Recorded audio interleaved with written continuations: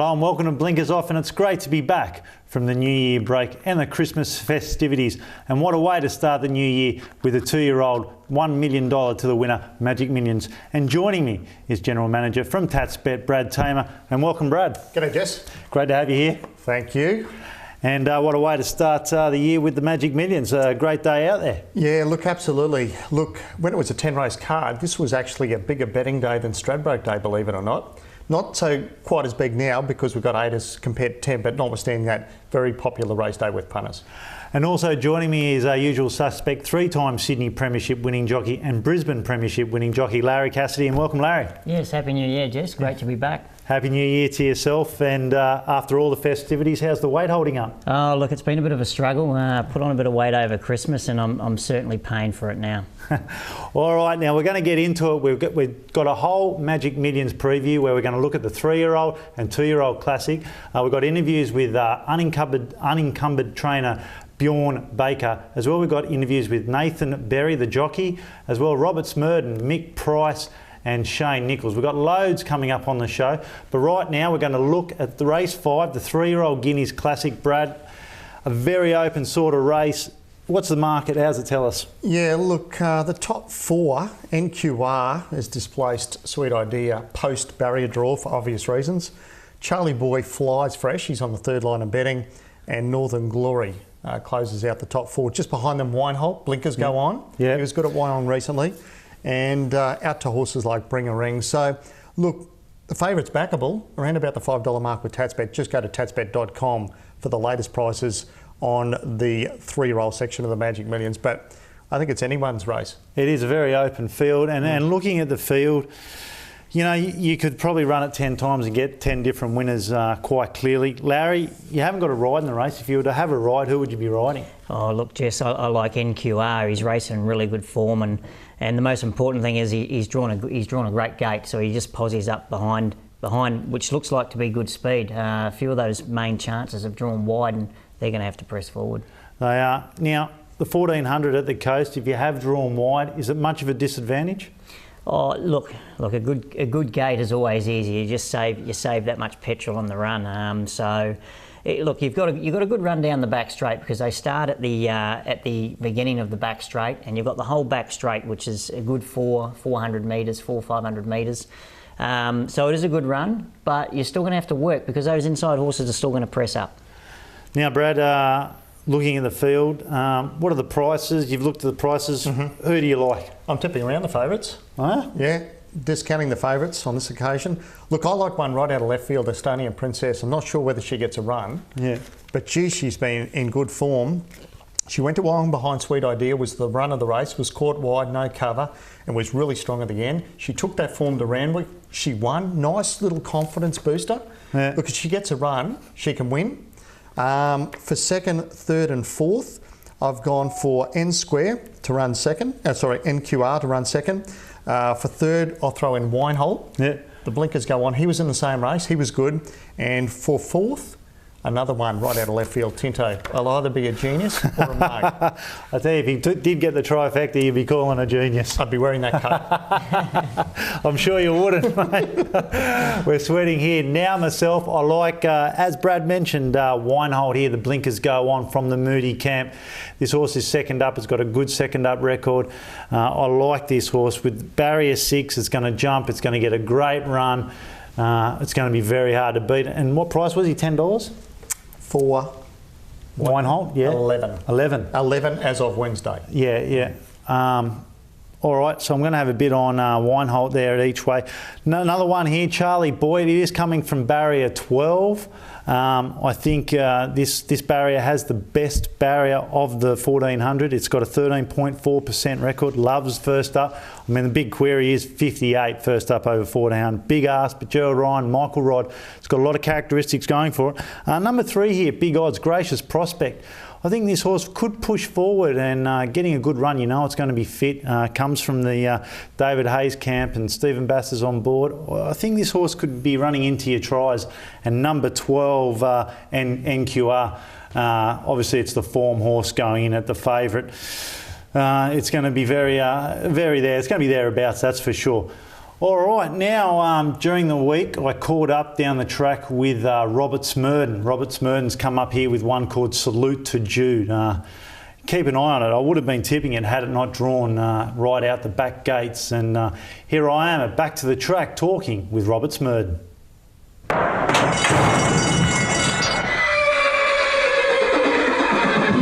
I'm joined by Robert Smerdon, and welcome to the show, Robert. Thanks, Jesse. Good to be here. Now you got a lovely runner in Salute to Jude in the Magic Millions 3-year-old. Looks to be a good chance. Well, yeah, he does. I think it's a race with a bit of depth. I mean, obviously a lot of these horses earned good money and showed they've got good talent. We were open-minded about whether to bring him here, and he basically had to justify the trip. And off his last run in Melbourne at Flemington, who was a dominant winner down the straight there.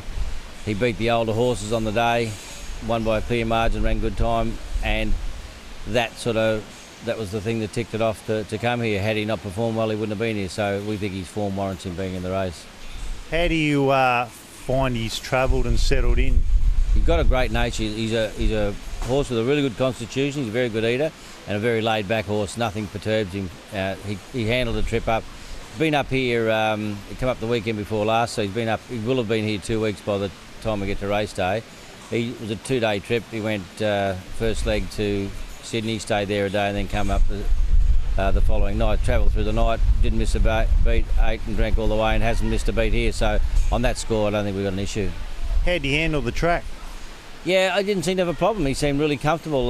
Back home, we work on the grass track there, opposite way, about once every 3 weeks. So he has galloped without looking at coming north. He has galloped right-handed quite a few times in the past, and he looked natural at it. Now, cutting through all the nitty-gritty and all this, bottom line, is he worth $1 each way? Yeah, look, I think he is. I think he's about 4th or 5th pick in the betting at the moment. From the barrier is going to have a big influence. He's got Damien Oliver this week. That's a plus. So, yeah, I think he's right in the race. So would you be having your last on him? I wouldn't have my last on any racehorse.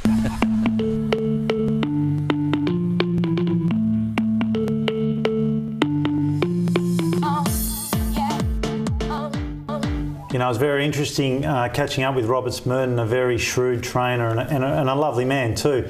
Now it's that time of the show. It's the Magic Millions, the 2-year-old, the $1 million race. We're going to preview it right now. And Brad, the market, what's it suggesting? Yeah, the top handful here, Jess, are Unencumbered, done absolutely nothing wrong for the Bakers, Invisible, Oakley Girl, Cyclone and Geromayo. They're the top handful in the market. I don't see much changing. Now, Unencumbered, what price? Around about the $3.80 mark. Yeah. You might get $4, maybe a little less, but oh look, it's hard to knock his form. Yeah, you can't knock it. No. But just shortly, we're going to catch up with Bjorn Baker and Nathan Berry, and we're going to preview on the show, anywhere, first time, his last gallop before he runs tomorrow in the big race. And I'll tell you, it's some gallop. Larry, have you ridden for Murray Baker, Bjorn's father? Yes, had a lot of luck for Murray Baker stable in New Zealand. Won a couple of Group 1 races for him on a good filly called Let's Score, and very astute stable. And obviously Murray's passed it on to Bjorn. Now, just before we go to the interview, Brad, we were just talking about Bjorn Baker. He's a very shrewd operator, quite an intelligent sort of fella as well. Yeah, look, absolutely. If he wasn't horse training, I'm sure he'd be making a lot of money elsewhere. But I think the form line here is the Wyong form line, back on the 19th of December for both the 2- and 3-year-old section. Don't dismiss the Wyong form. I think it'll stand up. Yeah, no. Now, if you're going to pick one, what's your pick? Unencumbered. Yeah.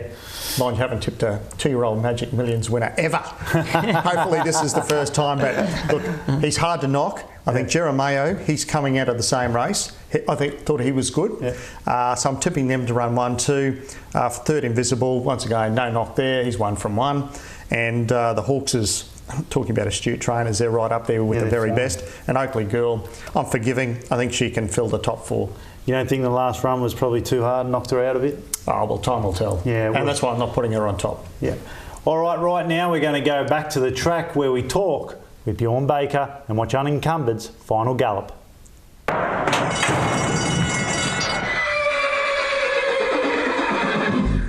I'm joined by Bjorn Baker here at the Turf Club and with the favourite for the Magic Millions. How's it feel? Yeah, very good. It's obviously my first runner in the race. I think it's the first chance of a runner, really, and he looked to gallop well this morning. I haven't talked to Nathan yet, but we'll see what he says, but we're on track.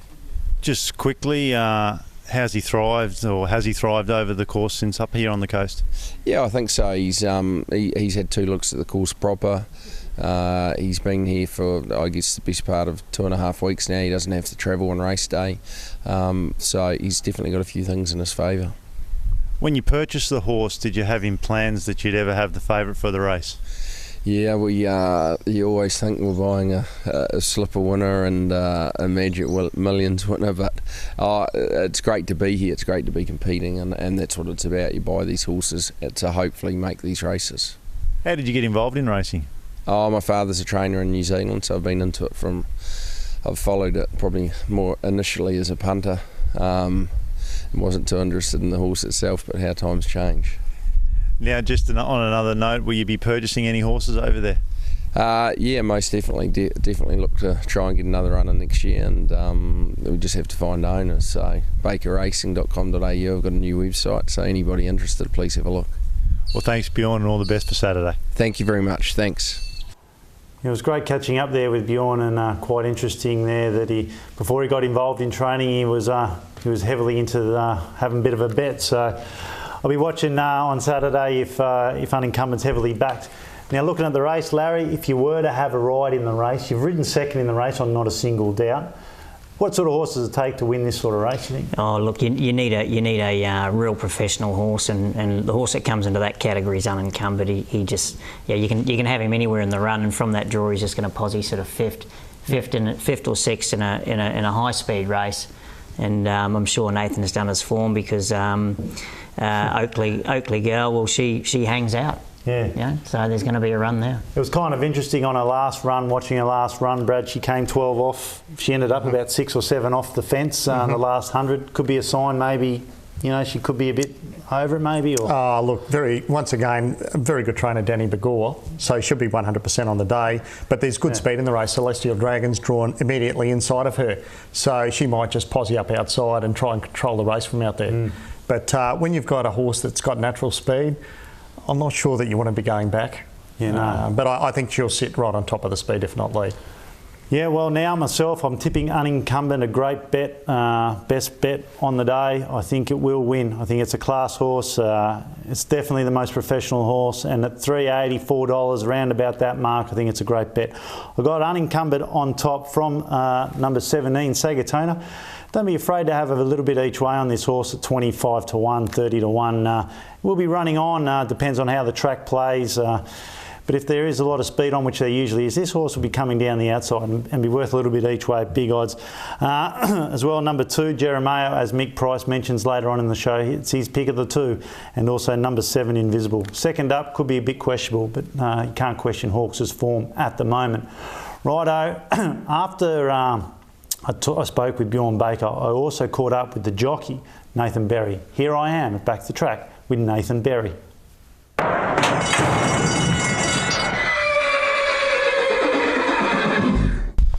I'm joined by Nathan Berry, rider of Unencumbered on Saturday in the Magic Millions, a favourite. Nathan, welcome to the show. Thank you very much. Now, you just galloped the horse on the course proper. How did he feel to you?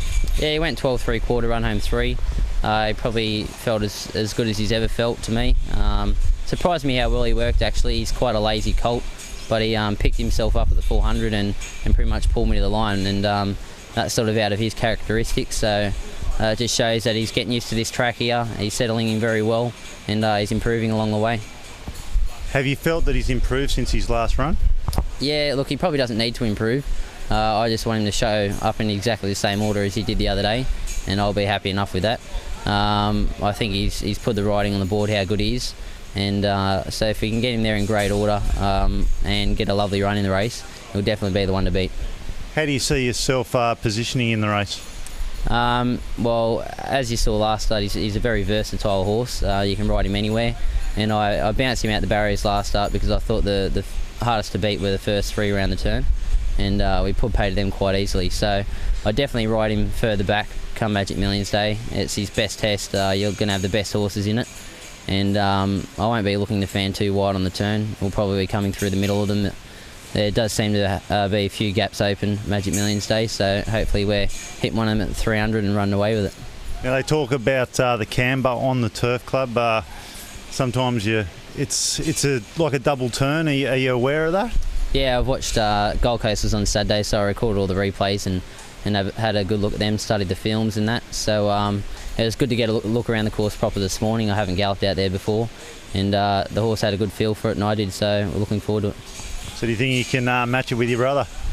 Yeah, Tom's going to need to do pretty well to match it with me. Well, thanks for joining us, Nathan, and good luck on Saturday. Appreciate it. Thank you very much.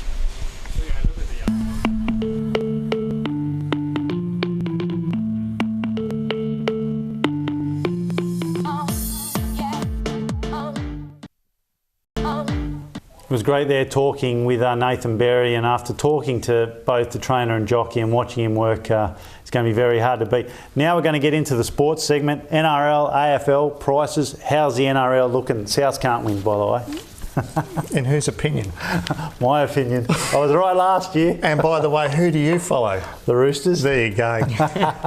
We'll dust you guys first game of the year. 4.75 the Roosters, South in the second line. It's the year of the Rooster. The Rabbit year of the next Rooster. year. We'll quote you on that one. By the end of the year, we'll quote you on that one. We'll go back to the replay. Who's supposed to be talking here, by the way? South 6.50, Manly 8, Storm 8, Bulldogs 12, Warriors 13, Cowboys 13. Right out to the Eels at $67. Surely they'll be better this year as compared to last year. They were terrible. Well, they were terrible, but I haven't got raps on Ricky Stewart, I've got to say. I can't. He's no longer there.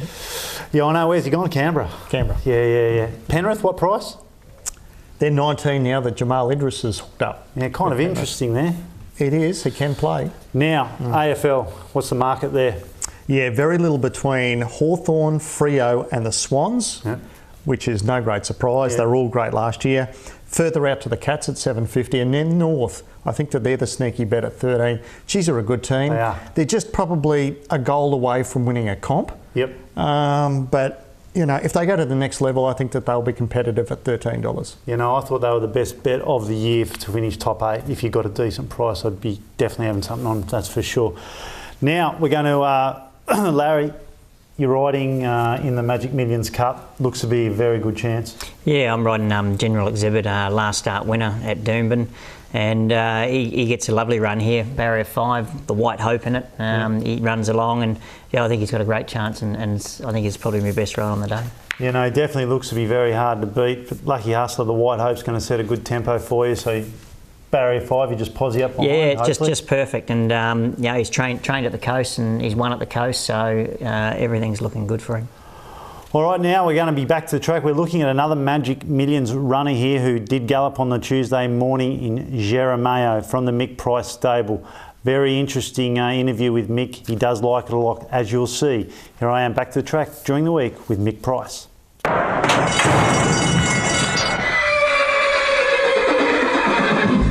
I'm joined by Mick Price, trainer of 2 runners in the Magic Millions. And welcome to the show, Mick. Thanks, Jess. Great to have you here. Now you've got 2 runners in the Magic Millions.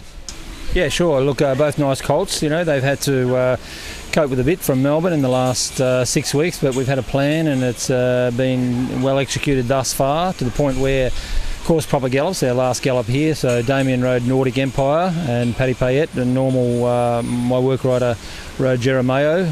They ran 1,000 home 600. I think the times were good. I clocked stroke in the gallop before, and we ran a little bit quicker than her, so I think the gallop was good, and both Ollie and Paddy Payette felt that they had something up their sleeve, so time was good, work was good, horses were good. They had a little blow, but that's okay. You know, that's what it's all about.